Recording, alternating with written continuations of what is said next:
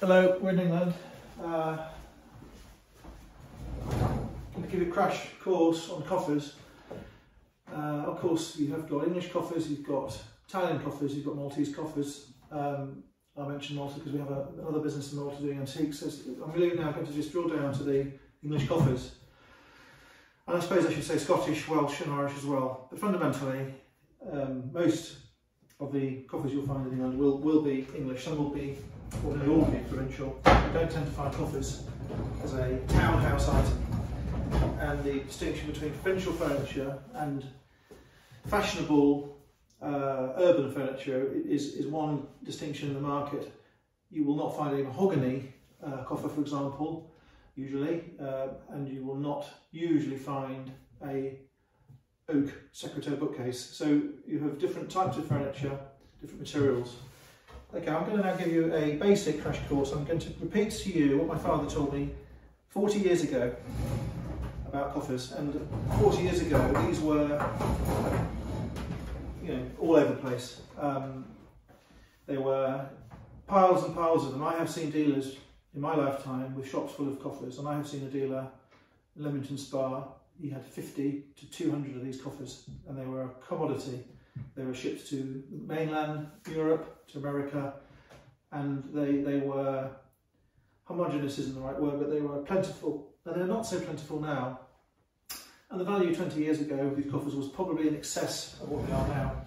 Counterintuitively, they are really cheap.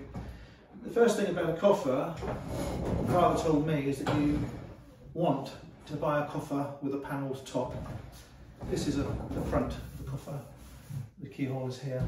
It is panelled, but it is a plank top. On this occasion, it is 2 planks. The collectors, the dealers, the aficionados want a panelled top. And many years ago, an auctioneer would have said a 3-panel top coffer, a 4-panel top coffer, a 5-panel top coffer. So this is not the top of the range, but it is still a good coffer. The panels on this one have a moulding on the front. On the side, there is a panel which is not moulded because there's no point in decorating the side. These are basic things. They were used for keeping blankets in, any domestic item. This one has a moulding on the front. I think that is added moulding. I don't think that it necessarily had it when it was made. It's been perhaps added to augment it, to bring it up to date, to make it fashionable. There's no physical reason why it's there. The back, it's got 2 panels, and I think that's a lovely back. The bottom has got 1 panel. I think it's elm. You'll see elm used like this on the side of barns. They will lap it to make a building material. Here it's been used on bottom of coffer. It's got woodworm, it's not varnished. Lovely piece of elm. Okay, I can't show you a lot without moving the coffer now. It's a long beautiful coffer. I'm going to put it down. Bulletproof these things are, bulletproof. It is possible this top is not the original top. I'll just find out whether it is or not.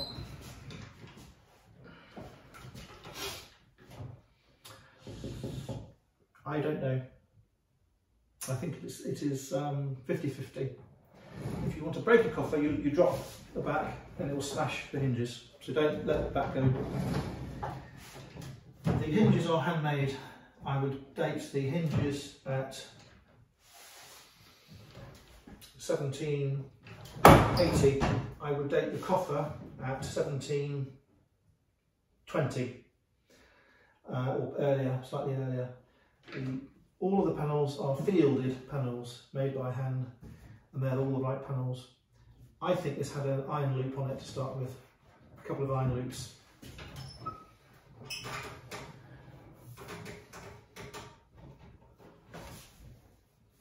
I can't say, I don't know. I can't see a hole for the iron loops, so I'm now thinking perhaps those are original hinges. No, I think that they're put in. These cuts are too crisp to be original, but they're good hinges. And it's an old lid. So whether it's original lid, I don't know. No lock, lock's gone. Lovely wrought iron latch, which has been nailed in. You can see the tips of both of the nails where it's been put on. Okay, right, legs. The longer that piece of leg, the longer that piece of leg is, the better. Traditionally, people think they wear off, they get worn, they get rot. People cut them down and they get the legs shrink to the extent sometimes you see coffers with no legs. Down here, you want a tall leg. It makes it look better, makes it look earlier. What else did I learn about coffers from my father? We talked about locks, talked about hinges, talked about the legs. I think we've got most of the aspects. If they become too long, too big, they're not desirable in England. If they have drawers underneath, then they're known as mule chests. If they're made of just very simple planks, 1, 2, 3, 4, 5, 6, then they tend to be sabre chests, and they tend to be smaller and narrower. So there are different types of coffer. I think they're very interesting and very underpriced. This one has got some bleaching and would benefit from refinishing.